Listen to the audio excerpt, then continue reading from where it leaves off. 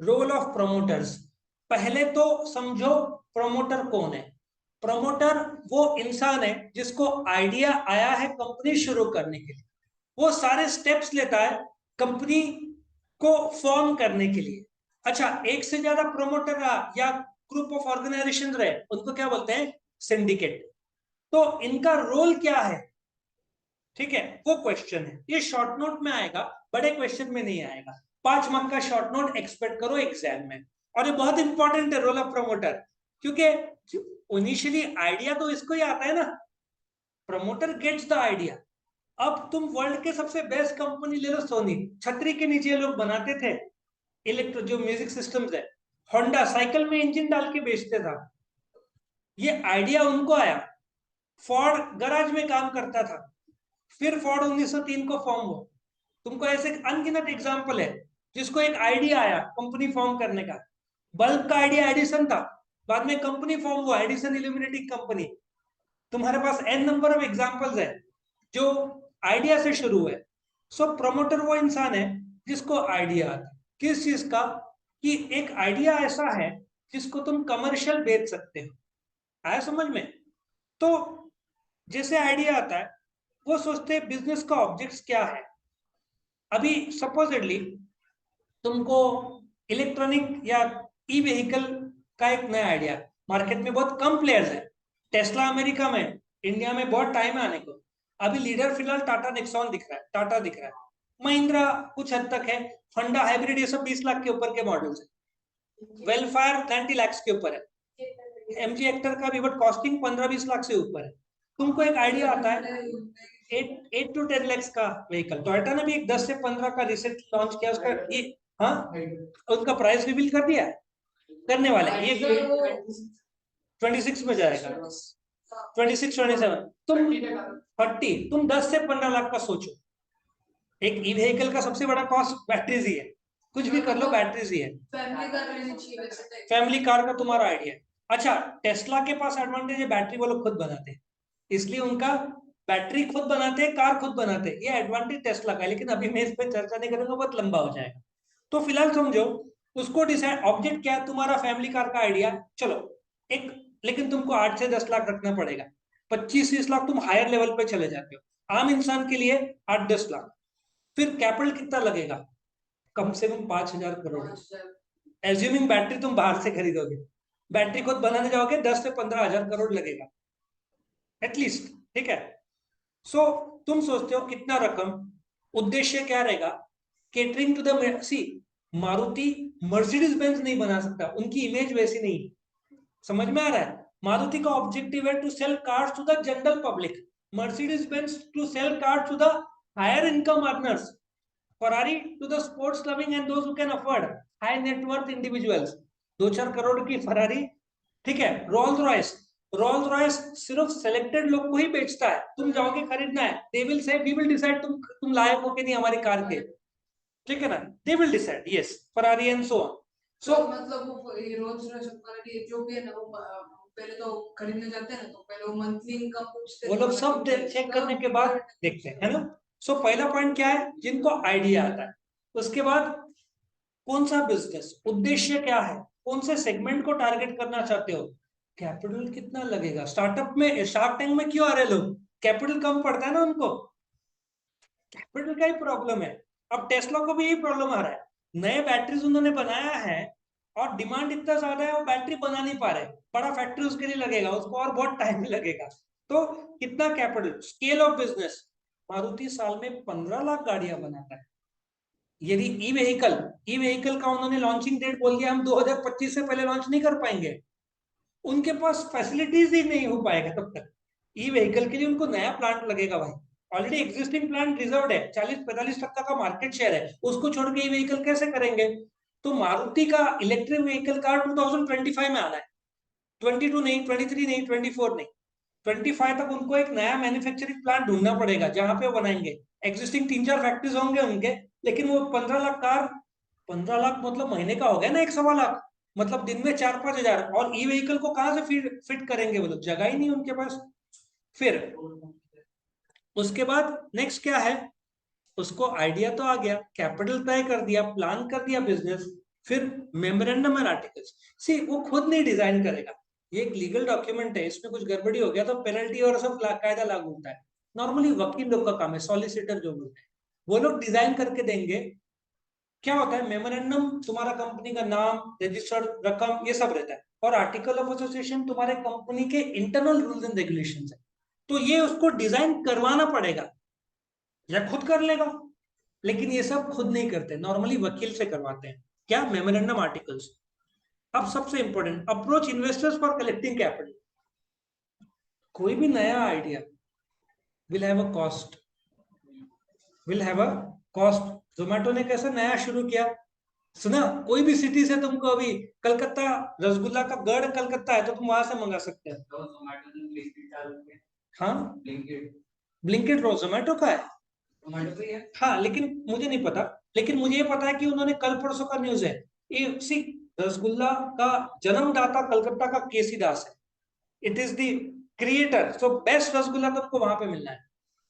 बैंगलोर जो मिठाई ना, मिष्टान, जो कुछ मिठाई बैंगलोर, मैसूर, मैसूर पाक बोलते हैं, नगर, सो ओरिजिनल तुमको चाहिए, तुम जोमेटो से अभी ऑर्डर कर सकते हो। ये आइडिया जो है, उनके पास पैसा है, ये नया, उनको उबर का भी लोकल के लिए गाड़ियां अलग है और आउट स्टेशन इंटरसिटी के लिए अलग है।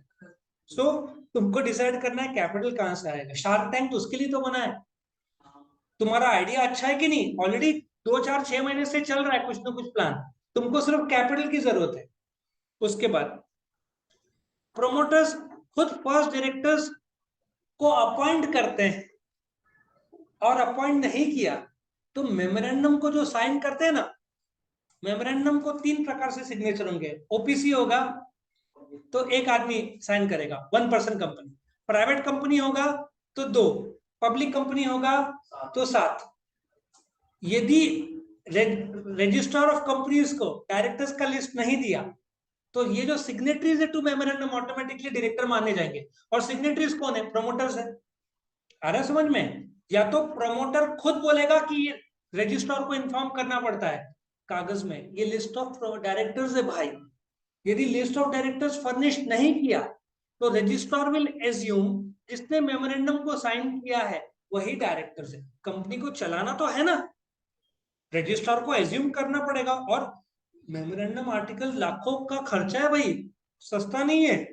मैं जब मेमोरेंडम आर्टिकल में बताऊंगा कैपिटल लॉस के लिए स्टैम्प ड्यूटी, तब तुमको पता चलेगा लाखों रुपए लगते हैं स्टार्टअप के लिए, कंपनी के लिए बात कर रहा हूँ, पार्टनरशिप होम सोल ट्रेडर को इतना नहीं लगता, सिर्फ रजिस्ट्रेशन का प्रोसीजर के लिए तुमको लाखों रुपए लगेगा, ठीक है।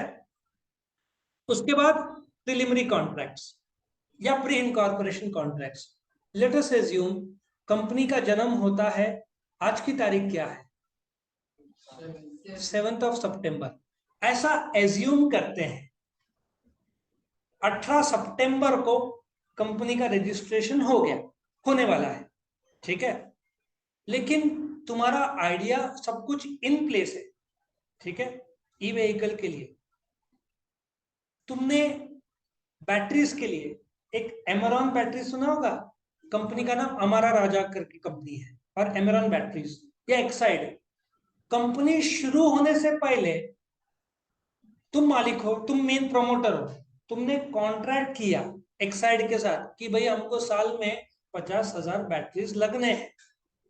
कंपनी अभी जन्म नहीं हुआ है, जन्म से पहले उसको तैयारी करना पड़ेगा ना, एक्साइड वालों को भी तो तैयारी करना पड़ेगा, एक झटके में थोड़ी बैटरी सप्लाई करेंगे, और बैटरीज में तो ऑलरेडी सॉलिड शॉर्टेज रहता है, फिलहाल तो शॉर्टेज ही है ना, 13 लाख इलेक्ट्रॉनिक व्हीकल्स गाड़ियां पहुंच चुके हैं इंडिया में, और वो हर रोज बढ़ रहे हैं। बैटरी में तो मारामारी हो गया क्योंकि कंपनीज कम है, डिमांड ज्यादा है। सो इनकॉर्पोरेशन के पहले प्रमोटर कुछ कॉन्ट्रैक्ट एंटर करेगा बैटरी वालों के साथ, मे बी टायर वालों के साथ, ब्रिजस्टोन या MRF, Madras rubber factory, India का नंबर 1 क्या rubber producing state is Kerala, ठीक है, सबसे बड़ा state I think it is Rajasthan. तो तुम कॉन्ट्रैक्ट करोगे, लेकिन ये कॉन्ट्रैक्ट कंपनी के जन्म के बाद वापस से करना पड़ेगा, क्योंकि जन्म से पहले का कॉन्ट्रैक्ट है, कंपनी का जन्म नहीं हुआ है, ठीक है। कंपनी के बर्थ के बाद में ये कॉन्ट्रैक्ट को वापस से एक बार कंफर्म करना पड़ेगा, तब वो वैलिड होगा। फिलहाल ये प्रिलिमिनरी या प्री इनकॉर्पोरेशन कॉन्ट्रैक्ट्स है, ठीक है। जैसे कि फॉर एग्जांपल तुमने कॉलेज चूज करने से पहले अलग अलग कॉलेज जाओगे, लेकिन तुम सर्टेनिटी जिस कॉलेज में एडमिशन है वहीं पे पूरा डिटेल्स भरोगे। तो इनकॉर्पोरेशन के पहले प्रमोटर एक्टिव है तो वो अलग अलग कॉन्ट्रैक्ट करता है, उसको प्रिलिमिनरी कॉन्ट्रैक्ट्स बोलते हैं। प्रिंटिंग मेमोरेंडम आर्टिकल्स का भी तो कॉन्ट्रैक्ट किया उसने वकील के साथ, तू ड्राफ्ट करके दे, तेरे को ये रकम हम देंगे और एडवाइस कंसल्टेंट के रूप में तू कर, ये सब प्रिलिमिनरी कॉन्ट्रैक्ट्स में आएगा। और एक फिड्यूशियरी ड्यूटीज है। What is fiduciary duties? एक प्रमोटर है, उसका खुद का एक जमीन है, उसका मार्केट वैल्यू 1 करोड़ है। अब डू यू एग्री कंपनी और शेयर होल्डर्स अलग रहते हैं, कंपनी और उसके शेयर होल्डर्स क्या है, अलग है। तो ये प्रमोटर शेयर होल्डर भी है कंपनी का, 1 करोड़ की जमीन 10 करोड़ का बेचा, बराबर है? क्या ये लीगली वैलिड है? The answer is no, but yes also. तुम बोलोगे ऐसा कैसे, दोनों डबल ढोलका कैसे? यस, यदि वो रिवील करता है और शेयर होल्डर्स अलाउ करते हैं। नो, यदि वो सीक्रेट रखता है, उसको 9 करोड़ कंपनी को वापस देना पड़ेगा जन्म के बाद। जन्म के बाद भी उसने कॉन्ट्रैक्ट किया, उसको रिवील करना पड़ेगा कि इस ट्रांजैक्शन में उसने प्रॉफिट किया है। सो उसका फाइनेंशियल जवाबदारी भी है, वो अंधाधुंध प्रॉफिट नहीं कर सकता। और यहाँ पे बहुत सारे प्रमोटर्स मार खा जाते हैं, क्योंकि वो लोग कंपनी को अपनी जागीर समझते हैं। कंपनी का जन्म के बाद कंपनी और शेयर होल्डर्स अलग हो जाते हैं, तुम कंपनी के मन मर्जी ट्रांजैक्शन नहीं कर सकते। आया समझ में? So let us revise this quickly.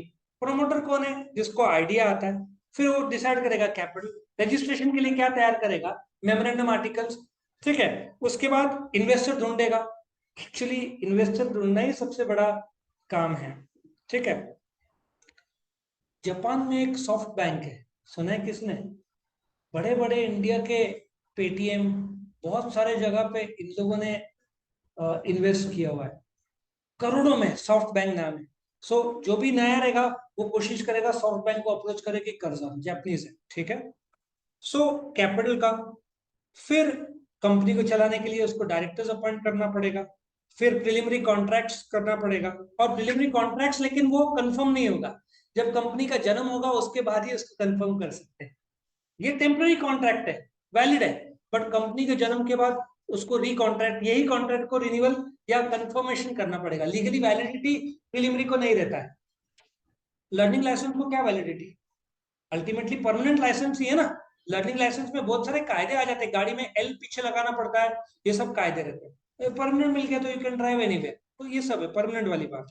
और फिर फिड्यूशियरी, तुम प्रॉफिट कर सकते हो कंपनी के साथ, बट तुमको रिवील करना पड़ेगा। If you don't reveal and if you are caught, then promoters are personally liable for such transaction जिसमें उन्होंने अनफेयर प्रॉफिट किया। बहुत सारे ऐसे केसेस हुए हैं कि प्रमोटर्स ने फंड्स डाइवर्ट किया है, इलीगल प्रॉफिट किया बिना बताए।